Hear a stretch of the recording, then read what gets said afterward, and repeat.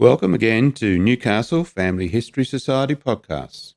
The Newcastle Family History Society, located on Awabakal land in Newcastle, New South Wales, Australia, provides support for those interested in family history. In this, the second last episode in the series What Are You Looking At?, Jane Ison will discuss the letter book of Joseph Hines Clarke, the second superintendent of the Newcastle Industrial School. She will share some of Clarke's correspondence, which provides historians with insights into Clarke, the location of the school in Newcastle, and the local doctor, Richard Harris. This is the last resource identified by State Archives that specifically relates to the industrial school in Newcastle. Joseph Hines Clarke was serving as an artillery officer with the British Army in the South Island of New Zealand when he accepted the appointment to the Newcastle Industrial School.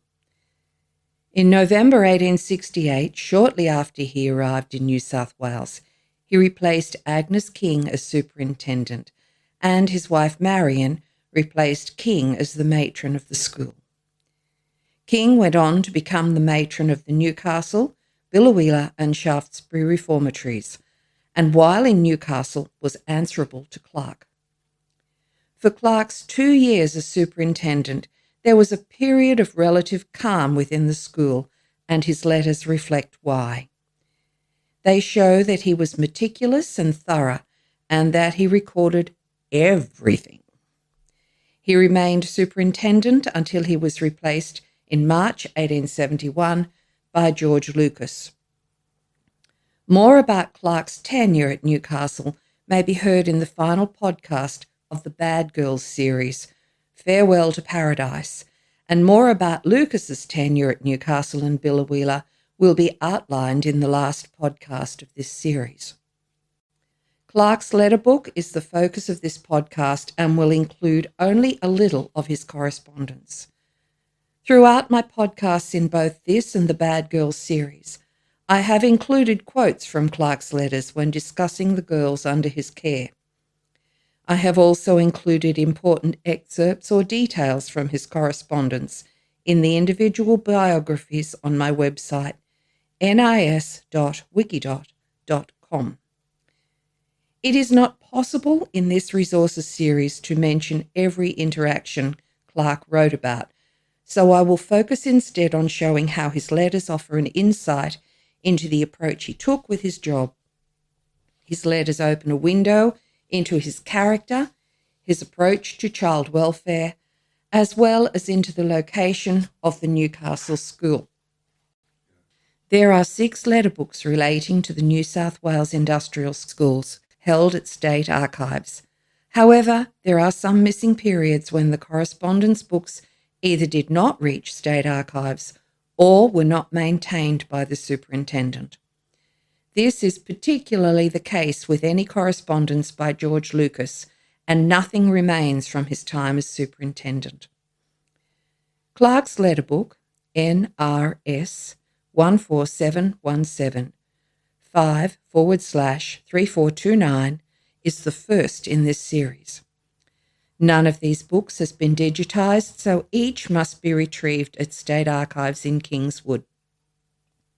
Clarke's is the only letter book that I have viewed. For reasons I will soon explain, accessing this book may not be easy. State Archives describes the contents of the letter books by stating, "Letters to the Principal Under-Secretary, Chief Secretary's Office, Sydney, are recorded. There are either weekly reports on the girls' health, behaviour and number, or reports on particular people or events, such as a girl about to be apprenticed or an outbreak of some disease." This summary sounds as dry as dust, and it also doesn't outline the particular scope of Clarke's correspondence, as his letters were written to a considerably wider range of people than this outline reflects.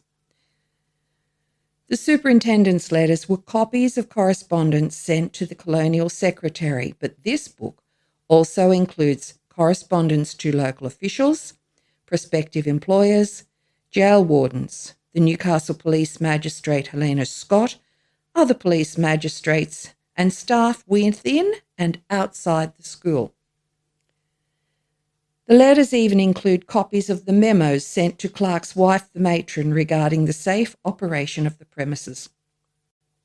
The book is bound in leather and was used to copy any original correspondence written. There is a comprehensive contents list in the front with the first letter dated the 21st of December, 1868. The first letter is on page 1 and is dated 2 days earlier, so it may be that the contents list indicates the date of the composition of the original. A large number of the original letters reproduced in this letter book may be found in the online index to the Colonial Secretary Letters Received 1826 to 1896 under the name of the girl or girls who were the subject of the correspondence. I spoke about this index in podcast 4 of this series.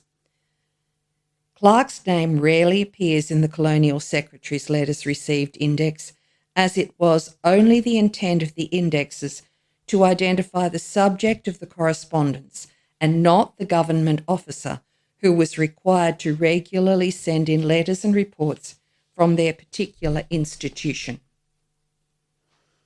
To quickly and effectively copy his letters, Clarke traced the correspondence verbatim onto one side of each leaf in the letter book. The book is therefore filled with paper thin enough to easily see through. Yes, Clarke's letters are on tissue paper.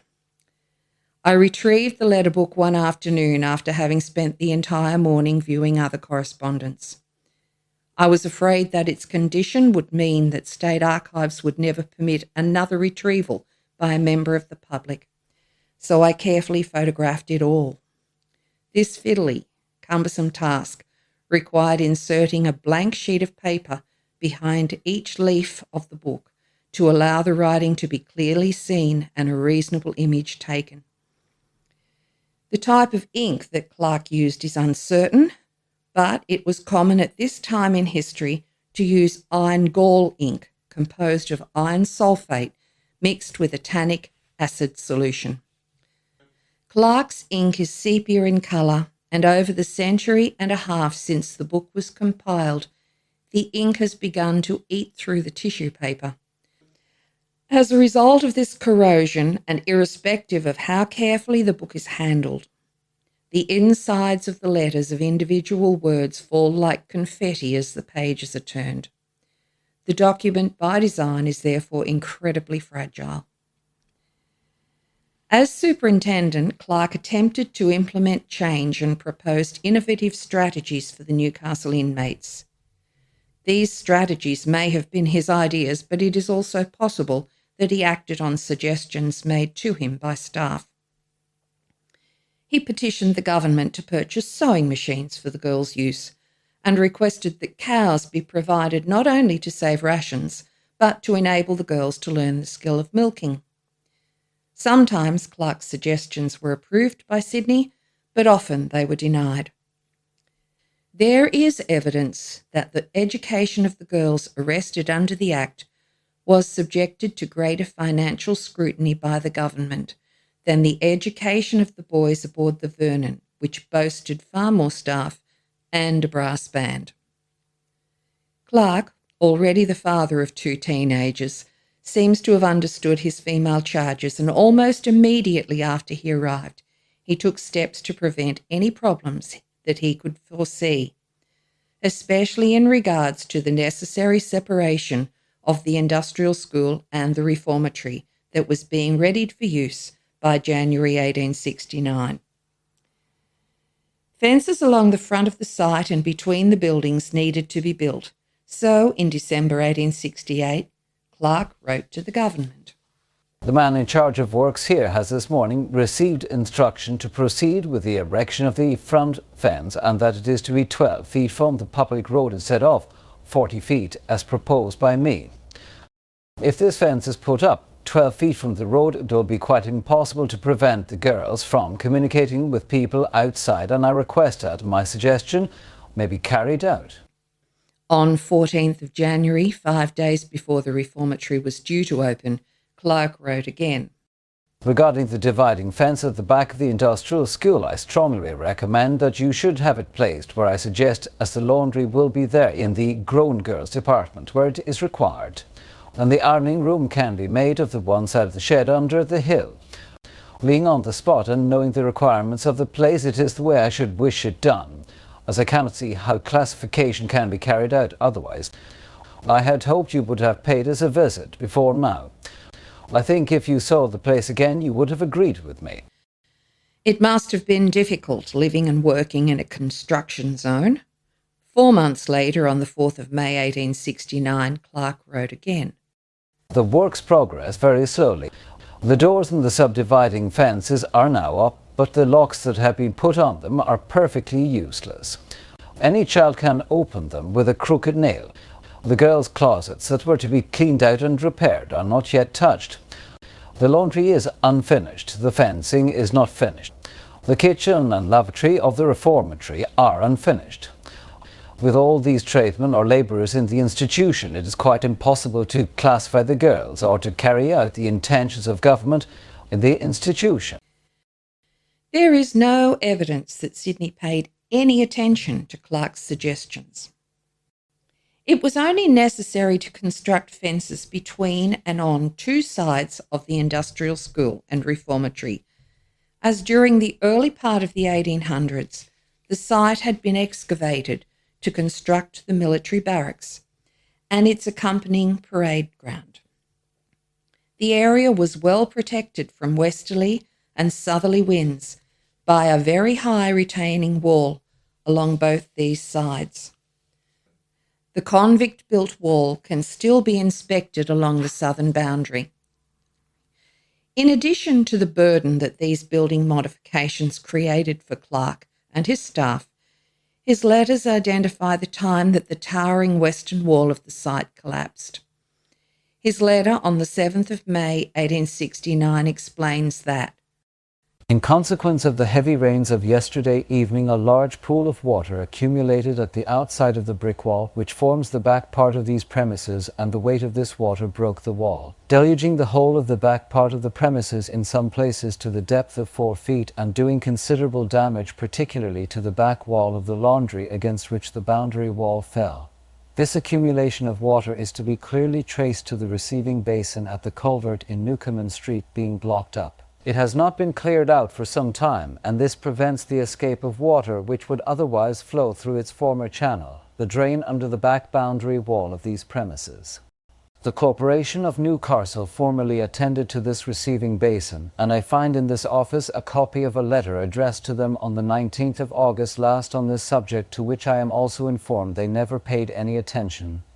I have drawn the attention of the Clerk of Works to the state of the drains, and he has spoken to the city surveyor. He has promised to attend to it, and I have spoken to the mayor of Newcastle on the subject, but without any good results.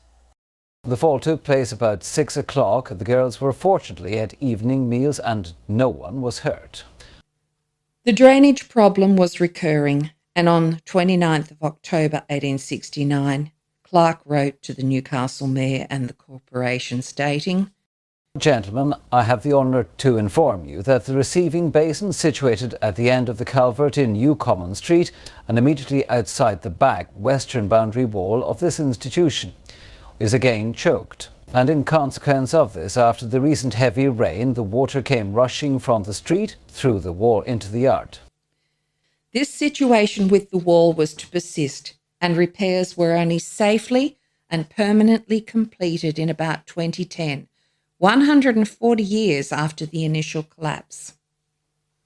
Hindsight is a wonderful thing, and in reading Clarke's letters, it is tempting to wonder whether he may have regretted some of his early decisions, especially regarding his interactions with Dr. Richard Harris, the school's visiting medical officer. As mentioned in Farewell to Paradise, episode 6 of the Bad Girls series, there was considerable conflict between Clarke and Harris.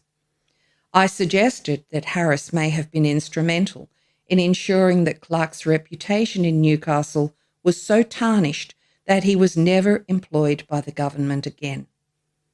Harris held positions of status and power within the Newcastle community, and he had powerful friends across New South Wales. Clarke's correspondence recorded the content of his letters to Sydney regarding Harris, as well as transcriptions of many letters that he sent to Harris. The problems between the men began shortly after Clarke came to the school, and they went downhill from there. From the outset, Clarke attempted to implement processes ensuring Harris's accountability to the school and to the government. It would appear that behaviours that Agnes King had either condoned or had been convinced were appropriate were stopped by Clarke. It may be that King deferred to Harris. Clarke certainly didn't.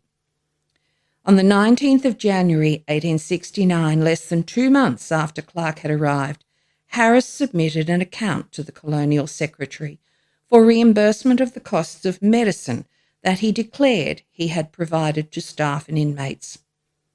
Clarke was less than impressed with the submission, so he sent it to the Colonial Secretary unsigned and with an explanation stating, In forwarding the enclosed account for medicine unsigned, I call attention to the great difference in the amount of the account of over £39 when compared with former quarters.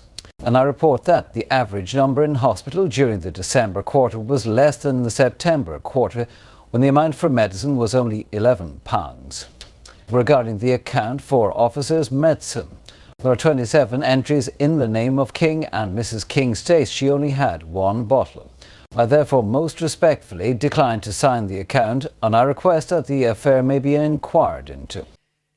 Once Harris was informed of this situation, he replied to Clarke with an accusation of negligence, claiming that Clarke had caused the spread of an infectious skin disease, referred to as ringworm. Harris claimed that there had been 2 girls infected in October 1868, and now more than half the inmates had the disease. Harris insisted that he had provided treatment, but the infection had spread because the children were not supervised when they were applying the ointment. Clarke responded directly to Harris on the 8th of February 1869, saying, I find you so deficient of accurate knowledge regarding the past and present state of health of the inmates under your medical charge. Less than half the girls in the institution have ringworm, and I can prove that instead of 2 cases being in the institution 3 months ago, half the number that now have it had it then. I am informed that some girls have been receiving your treatment ever since the institution was opened, and that your remedies have been applied for months without a break, and the present disgraceful state of the children is the result. The application of your remedy has not been left to the children. Shortly after I was placed in charge, I requested the house matron to take charge of the medicine and see that it was administered. I have seen the children administer the ointment on their ringworm spots, and they complain that it is not doing them the slightest good. Well, at the same time, I also requested you to enter all your prescriptions with directions for use in a book for that purpose. But there has been no direction whatever about the treatment of ringworm. I now request that in future all remedies be outlined in that book with directions for use. The present system of sending some bottle marked general use without informing us for what purpose or for which girl is rather vague. Perhaps Clarke should have quit while he was ahead, but he held out for over 6 months until on the 14th of October 1869 he was ordered by Treasury to sign Harris's requests for reimbursement. This he grudgingly did, but again objected to the government not investigating the situation. He again raised doubts about the validity of the claim, questioning why medicine had been charged to staff members after they had left the school. Clarke enclosed Harris's letter to him and accused Harris of lying. Clarke further objected that Harris was spreading false rumours to the wider medical community, not just about the spread of ringworm, but also that Clarke was not calling for him to come to treat ill children at the school. Clarke then outlined what he considered the most shocking treatment that Harris had delivered to the inmates, most likely with the express approval of Agnes King. Of Harris, Clarke wrote, When I first arrived, I observed too much levity on the part of Dr. Harris to expose the girls' antecedents and to bring them forward as very bad characters, which I felt to be my duty to put a stop to. The only medical journal that was kept was one in which there are 85 names entered, and the principal object was to record the signs of virginity of each girl. It would seem from this journal that all those girls who were sent here for protection, varying in age from 5 to 16 years of age, were subjected to the gross indignity of undergoing this examination in the presence of the then matron superintendent. And if everything was not to the satisfaction of the medical superintendent, their characters were blown about and the poor girl disgraced in the place. A few days after my arrival, the institution was visited by the colonial treasurer. I showed this list to the minister, Mr. Samuel, and with his approval I gave instructions that this kind of examination should be discontinued. Dr. Harris clearly understood this, and I believe that it had stopped until the last 6 girls that arrived. They were brought before the doctor and were subjected to this degradation in the presence of Mrs. Pollock and in direct violation of my instructions. Those 6 girls, who are 14 and 15 years of age, complained very much to Mrs. Clarke about the way they were treated, and I have to request that this too may be made the subject of inquiry, taking into consideration the length of time Dr. Harris is unsuccessfully treating the inmates for skin disease. His formal demeanour to the girls and his acting towards those 6 new girls as herein described. I most respectfully submit that he is neither a fit or proper person to be medical attendant to this institution. Clarke was unlikely to have been aware that government officials had received a copy of Harris's virginity list way back in 1867, so this investigation, justly seen as inappropriate by Clarke, was sadly not news to the government. This list forms part of the Colonial Secretary's Correspondence 1826 to 1896, and I spoke about it in podcast 4 of this series. Clarke's expectations of appropriate treatment clearly differed greatly not just from Harris, but also from the government, as he was perhaps the only person who had attempted to stop this intrusive examination. The conflict between the 2 men remained until Clarke left the school, and it was likely to have hastened the death of the inmate, Margaret Hughes Ellis. Clarke criticised Harris for not visiting Margaret daily and not attending when sent for. Harris then blamed problems on Margaret's speech impediment and her idiocy. He further implied that she had been kept in a cold room with broken windows. It was left to Marion Clarke to refute Harris's claims at the inquest and stress that Harris had never objected to where Margaret had been nursed. I do recommend that listeners read about Margaret's inquest on Trove in the Newcastle Chronicle of the 6th of August 1870. Harris remained the visiting medical officer at Newcastle until the school moved to Sydney in May 1871.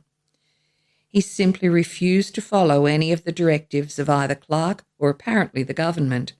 It seems that he was a law unto himself. The letter book shows that Clarke and his wife Marion treated the inmates firmly but fairly and were trusted, approachable, and respected in the school, but Clarke was never re-employed by the New South Wales government after he was replaced in March 1871, nor was he called or did he volunteer as a witness at the Royal Commission in 1873, where staff members Margaret Kelly, the teacher, and Frederick Kane, the clerk and storekeeper, spoke well of him.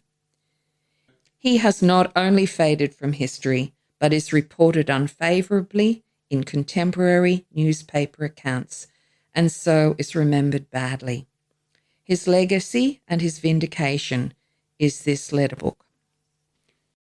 Thank you for listening to these interesting accounts of life in the Newcastle Industrial School. Jane's final podcast in the What Are You Looking At series about the resources available for industrial schools in New South Wales will look at the Royal Commission into Child Welfare, held in 1873, and what happened once the school was under the control of George Lucas and his wife. Be sure to join us again on Newcastle Family History Society podcasts.